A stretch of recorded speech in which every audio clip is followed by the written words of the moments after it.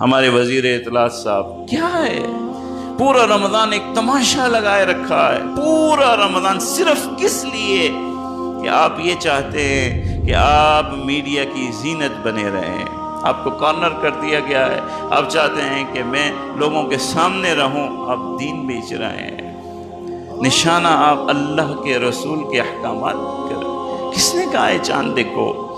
کسی مولوی نے نہیں کہا، اللہ کے رسول نے کہا ہے، اللہ کے رسول نے کہا۔ پورا رمضان آپ نے نشانے پہ رکھا، روز اللہ کے رسول کے احکامات کی توہین۔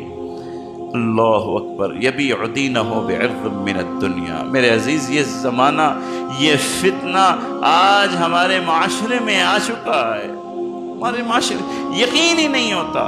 کیا آپ ہر راہ چلتے کی گولی کھا لیتے ہیں؟ آپ کے سر میں درد ہے، آپ سڑک پہ جا رہے ہیں، آپ کو پتہ نہیں ہے کہ یہ آدمی ڈاکٹر ہے نہیں ہے، وہ آپ کو ایک گولی پیش کرتا ہے، کھا لیں گے یا تحقیق کریں گے کہ بھائی آپ کون ہو، کیوں کھلا رہے ہو مجھے؟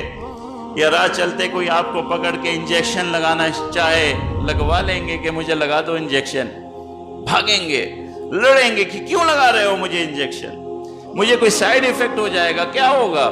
پوچھیں گے کون ہو آپ، کیا آپ کی تعلیم ہے؟ تو کیا ہر راہ چلتے سے دین سیکھیں گے؟